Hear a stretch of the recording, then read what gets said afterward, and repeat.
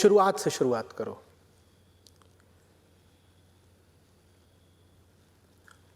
तुम अपने आप को क्या जानते हो? ज्ञानी, अज्ञानी,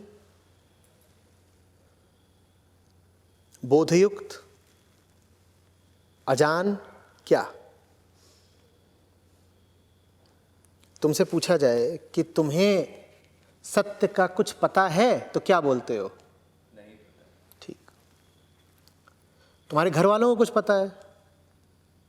उनसे कभी पूछा नहीं, लेकिन उनको लगता है कि शायद उनको पता। उन्हें कुछ पता है? नहीं। तुम्हें तो फिर भी इतना पता है कि तुम्हें नहीं पता।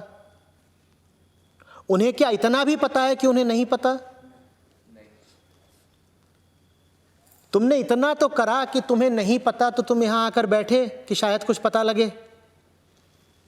उन्हें नहीं पता, फिर भी वो इस हद तक लापता है कि उन्हें यह भी नहीं पता कि उन्हें नहीं पता।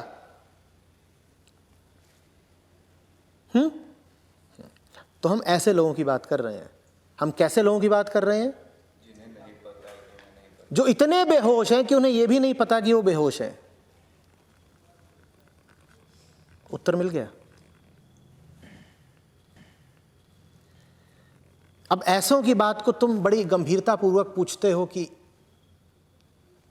क्या उत्तर दिया जाए।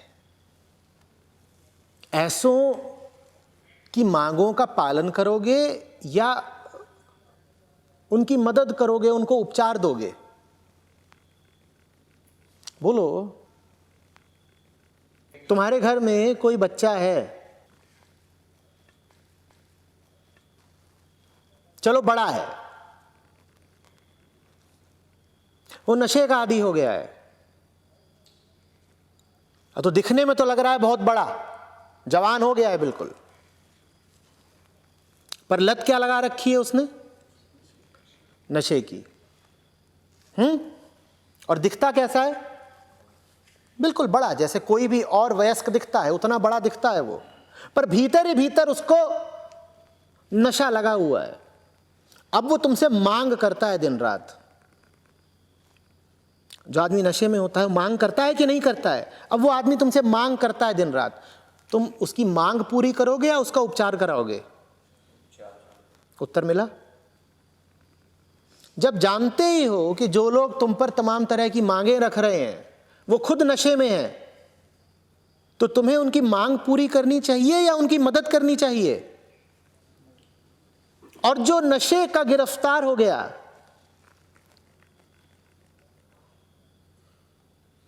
उसकी मदद इसमें है कि तुम उसे और नशा दो या इसमें है कि उसका नशा छुड़वा दो? पर अक्सर यही लगता है कि बेचारा कितना तड़प रहा है नशे के बिना, और जिसे नशे की लत हो वो नशे के बिना बहुत तड़पता है, और वो तुमसे हाथ जोड़ के और रो के और पांव पकड़ के कहेगा मेरी बात मान लो, मैं जो मांग रहा हूं मुझे वो दे दो, मेरी चाहत पूरी कर दो, बेटा बहू ले आ दे। बिल्कुल इन दोनों दृश्यों को अगल बगल रख के देख लो। एक आदमी है जिसे नशे की लत लग गई है, वो भी ऐसे तुम्हारे पांव पकड़ के रोएगा, अपने आंसुओं से तुम्हारे पांव धो देगा, बस एक बार मेरी तमन्ना पूरी कर दो, एक बार। वैसे ही घर वाले होते हैं, वो भी तुम्हारे पांव पकड़ के रोएंगे, कभी धमकाएंगे भी, कभी तमाम तरह के तर्क वितर्क करेंगे, हम जो कह रहे हैं मान जाओ, हमारी मांग पूरी कर दो। तो ठीक है, उनकी मांग पूरी करनी है तो स्मैक, कोकीन, हशीश जो भी हो लाके दे दो, और कह दो कि हमारा दिल पसीज गया,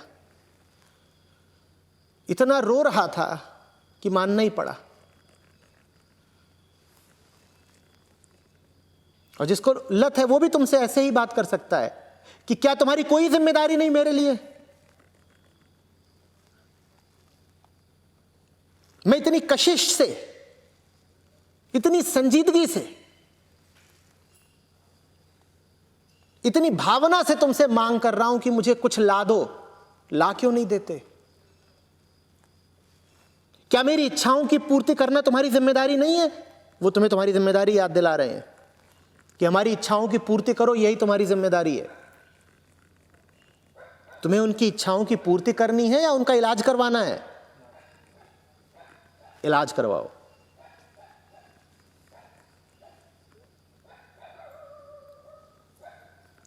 इसीलिए मैंने कहा शुरुआत से शुरुआत करो।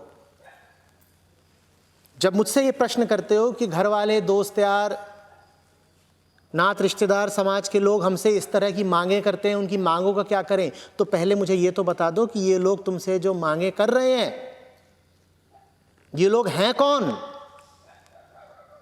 उनके होश का स्तर क्या है? उनको बोध कितना है? उनमें जागृति कितनी है? सत्य के प्रति उनमें निष्ठा कितनी है? और यदि ना उन्हें बोध है, ना होश है, ना जागृति है, ना सच्चाई से उन्हें कोई सरोकार है, तो ऐसे नशेड़ियों की मांगे पूरे करने को तुम काहे उतावले हो रहे हो?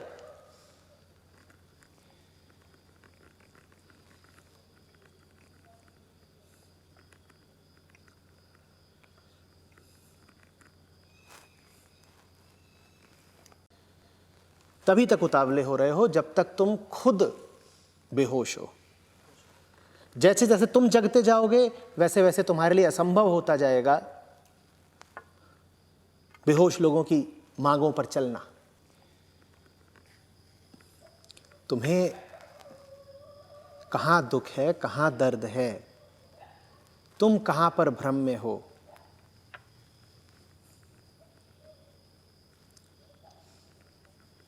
इसमें गुरु की सार्थकता है।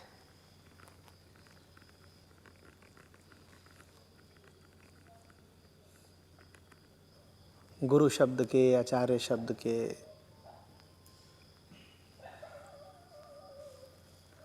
बहुत तुम अर्थ कर सकते हो।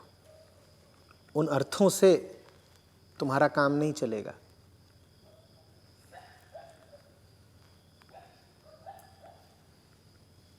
तुम अपनी परेशानी को देखो, तुम फंसे हुए कहाँ हो इसको देखो।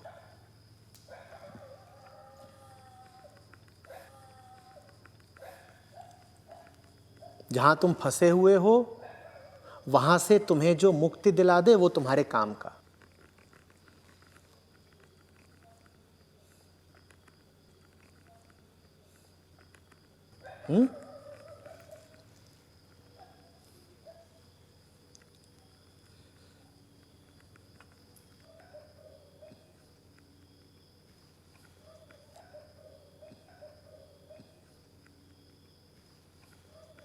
बाकी सब बातों में कुछ सार नहीं है।